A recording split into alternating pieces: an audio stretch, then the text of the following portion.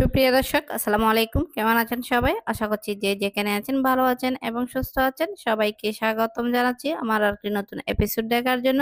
আমি আপনাদের সাথে শেয়ার করব প্লেট কেক রেসিপি। কেকটা আমি চুলায় তৈরি করে দেখাবো। দেখতে এতটা সুন্দর হয়েছে যে মনে হচ্ছে এটা ওভেনে বেক করা হয়েছে। আর খেতে কিন্তু অনেক বেশি মজাদার হয়েছিল। তাহলে চলুন আর কথা না বাড়িয়ে মূল রেসিপিতে যাওয়া যাক। প্রথমে আমি ব্যাটারটা তৈরি করে নিচ্ছি। তার জন্য আমি এখানে 1 কাপ ময়দা নিয়ে নিয়েছি। ময়দাটা আমি একটি চাকনিতে নিয়ে নিয়েছি। এখন চেলে দিয়ে দিচ্ছি। এখানে আমি 3 টেবিল চামচের মতো গুঁড়া দুধ দিয়ে দিয়েছি। 1 টিস্পুনের মতো বেকিং পাউডার, সামান্য করে বেকিং সোডাও দিয়ে দিয়েছি। আমি স্বাদ অনুযায়ী লবণ দিয়ে দিচ্ছি। আবার একটু ছেঁকে দিয়ে দিচ্ছি। আশা করছি আমার আজকের রেসিপিটা আপনাদের কাছে ভালো লাগবে। ভালো লাগলে প্লিজ আমার চ্যানেলটা সাবস্ক্রাইব করে পাশে থাকার বেল আইকনটি প্রেস করে রাখবেন। আমাকে সাপোর্ট করবেন। সবগুলো মিশ্রণ কিন্তু মিক্স করে রেখে দিয়েছি। এ পর্যায়ে আমি একটা মোল্ডে 4টা ডিম নিয়ে নিয়েছি। এ পর্যায়ে আমি হাফ কাপের মতো চিনি নিয়েছি। চিনি কিন্তু আমি সবগুলা দিইনি। আমি চিনিটা স্টেপ বাই স্টেপ মিক্স করব। এখন সামান্য করে দিয়ে আমি এগুলোকে বিট করে নিচ্ছি। আমি আবারও সামান্য করে চিনি দিয়ে দিচ্ছি। চিনিটা কিন্তু এভাবে স্টেপ বাই স্টেপ দিলে কিন্তু কেকটা দেখতেও সুন্দর হয়, খেতেও কিন্তু অনেক টেস্টি হয় এবং কেকটা অনেক ফ্লাফি হয়। এখন আবার একটু ভালো করে বিট করে নিয়েছি। এরপরে আমি এখানে 1/3 কাপের মতো কুকিং অয়েল দিয়ে দিয়েছি। অয়েলটাও আমি আবার ডিমের সঙ্গে ভালো করে একটু ফেটিয়ে নিচ্ছি। এই পর্যায়ে কিন্তু ডিমটা ভালো করে ফেটানো হয়ে গেছে। এখন প্রথমে আমি যেই ময়দার মিশ্রণটা তৈরি করে রেখেছিলাম সেটা আমি এখানে দিয়ে দিয়েছি।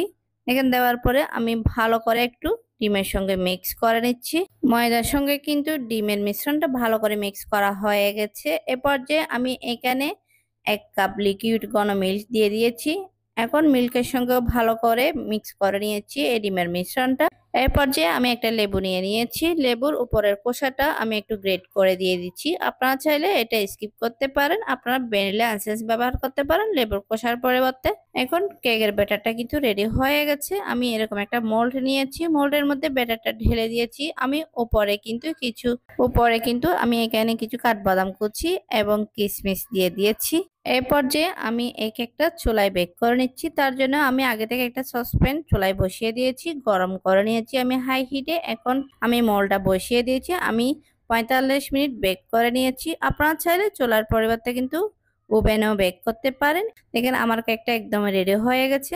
দেখেন ওভেনের থেকেও চুলা কিন্তু দেখতে অনেক সুন্দর হয়েছে। এই কেকটা খেতেও কিন্তু অনেক টেস্টি। আমি মোল্ড আপ করে নিয়েছি। মোল্ড আপ করার আগে কিন্তু কেকটা ঠান্ডা করে নিতে হবে।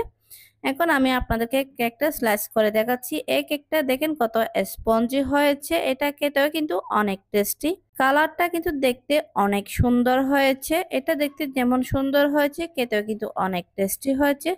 আশা করছি আজকের এই কেক রেসিপিটা আপনাদের কাছে ভালো লেগেছে। ভালো লেগে থাকলে লাইক, কমেন্ট এবং বেশি করে শেয়ার করবেন।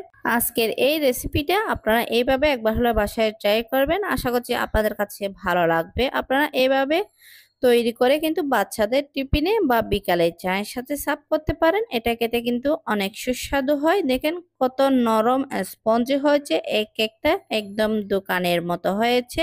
আজকের রেসিপিটা যদি আপনাদের কাছে ভালো লেগে থাকে তাহলে প্লিজ আমার চ্যানেলটা সাবস্ক্রাইব করে পাশে থাকার বেল আইকনটি প্রেস করে রাখবেন। আমাকে সাপোর্ট করবেন। আর আজকের রেসিপিটা আপনাদের কাছে কেমন লেগেছে অবশ্যই কমেন্ট করে জানাবেন।